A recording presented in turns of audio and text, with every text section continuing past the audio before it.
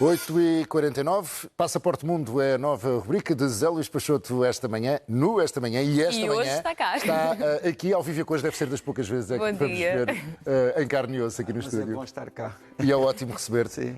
Também falamos hoje do Dia Internacional para a Redução de Catástrofes. Pode, à partida pensar o que é que isso tem a ver uma coisa com a outra, mas de facto tem tudo a ver, até porque já estiveste em países que estavam, onde estavam a acontecer tempestades ou furacões, certo? Como no México, acho que. Sim.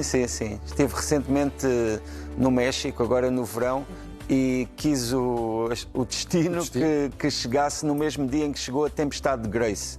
Sim. Ou seja... Foi no mesmo avião. Quase, não é? Mas como estes... Na verdade, começou por ser um furacão que se transformou numa tempestade tropical Ou seja, desceu de categoria, não é? Portanto, sim, ficou mais fraco, o que foi uma boa notícia.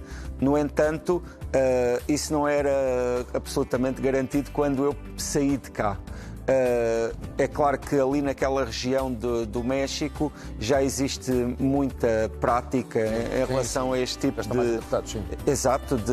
de catástrofes, e que neste caso, ainda assim, ainda teve um impacto grande, não só em termos materiais, ainda morreram 8 pessoas. Mas quando há aquele primeiro alerta, como é que a população reage? Porque para nós, que não estamos habituados, seria o pânico, não é? Claro. Para eles, que infelizmente sofrem deste tipo de situações várias vezes, quando há esse primeiro alerta, como é que é a primeira reação? Bem, há os lugares que se sabem que estão mais expostos e que se tentam de alguma forma proteger, nomeadamente fechando todos esses lugares, selando-os com sacos de areia. É claro que as pessoas acabam por ficar em casa muitas vezes e tentam proteger-se dessas formas. É claro também que têm memória de situações que foram bastante graves naquela região ali, portanto, deste lado do México, na Península de Yucatán. Um caso desses foi o furacão Vilma, em 2005, que trouxe uma destruição enorme a toda aquela região, e por isso acabam por ser essas as suas referências no que diz respeito também aos mantimentos, à água, à eletricidade. Todas essas coisas podem ser afetadas, não é? E não apenas os furacões, eles também estão sempre, coitados, a levar com sismos e tudo mais. Sim, no caso dos furacões tem que ver, curiosamente, com aquilo que nós, inclusivamente, vamos lá muitas vezes procurar, que é temperaturas altas, a umidade, tudo isso acaba por ser favorável à progressão dos furacões. Não obstante a catástrofe em si, quando ela é recorrente num país, acaba por haver alguma normativização de comportamentos, ou seja, é claro que é impactante para as pessoas que lá vivem, óbvio, não é? Sim, claro. Por questões materiais e até de sobrevivência. Sim. Mas acaba por ser graficamente mais violento para nós do que para quem tem que viver isso todo. Sim, claro. E neste caso acaba por ser um pouco contrastante na medida em que estamos a falar de uma região que vive bastante do turismo. Sim. Estamos a falar aqui do estado de Quintana Roo e do estado de Yucatán, que são o lugar, por exemplo, de espaços turísticos tão conhecidos como Cancún, ou como aquilo que se chama a Riviera Maya, e que é a Playa del Carmen, Tulum, ou no caso do estado de Yucatán tem, por exemplo, as ruínas de Chichén Itzá, que são das mais conhecidas e mais visitadas no mundo. E é contrastante, não é, pensar nesses lugares que se procura justamente por serem aprazíveis, por serem incríveis sob o ponto de vista daquilo que oferecem, e depois terem também esse outro lado. Olha agora com o furacão de La Palma, não é? Quer dizer, uma distância de visita, de muito turística, e inclusivamente há turismo para este tipo de coisas. Há quem vá visitar os vulcões em atividade. Sim, claro. No caso de vulcões em erupção, como é o caso deste das Canárias, imagino que seja um espetáculo extraordinário. Aliás, já vi algumas referências nesse sentido. Visualmente, no caso dos furacões, existem mesmo os caçadores de furacões que andam a perseguir essas imagens. Mas penso que... Mas aí é mais técnico. Aí, no caso dos caçadores de tornados e de furacões, é mais técnico, não é? Sim. Agora, há pessoas que visitam vulcões em atividade precisamente pelo gosto de tirar fotos. No caso dos furacões, estamos a falar de ventos que chegam a atingir mais de 200 km, não é, por hora, e isso deve ser bastante assustador, imagino. Já estiveste noutros países em que tenhas também presenciado uma tempestade? Sim, claro. Esse é um daqueles aspectos que nunca se consegue não é, prever. Nós, quando planeamos uma viagem, esperamos sempre que vai estar bom tempo, mas sabemos que, inclusivamente... Eu já não espero nada. Hoje em dia sabemos que é muito imprevisível e no que diz respeito a estes fenómenos ainda mais, não é?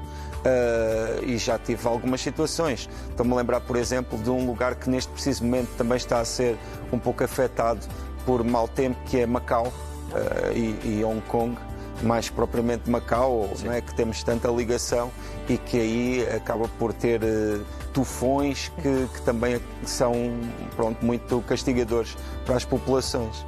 Zé, pronto, vamos deixar um bocadinho a catástrofe, não é? Sim. E vamos focar-nos mais no Passaporte Mundo. Estas viagens que fazem acabam por servir-te de inspiração para a tua atividade principal? Sim, sem dúvida. Eu acho que, por um lado, as viagens concorrem com aquilo que eu faço, que é a escrita, que precisa de um certo recolhimento, mas por outro lado também a alimentam, na medida em que me dão experiências, dão-me outras perspectivas, fazem-me contactar com outras realidades e isso realmente é muitíssimo enriquecedor. Pode fazer surgir uma história? Sem dúvida, inclusivamente uma história que pode ser depois colocada numa outra geografia, porque na verdade a natureza humana é uma e apesar de haver outras situações como estas que estamos a falar, outras realidades, pessoas que se têm de adaptar a outras condições, na verdade fazem-no a partir da sua humanidade. Claro. No caso do México, que é um país tão amplo e tão rico, é particularmente inspirador e não tenho dúvidas que um dia sairá diretamente nos meus livros, até pelas relações que já vou estabelecendo com aquele país. Consegues eleger o destino que mais te inspirou? Ou de onde trouxeste mais inspiração? Bem, eu já escrevi 2 livros justamente sobre lugares, 2 lugares na Ásia e bastante diferentes entre si, que foi o caso da Coreia do Norte e da Tailândia, e tenho intenção de voltar a escrever livros que tenham justamente assim um destino como centro.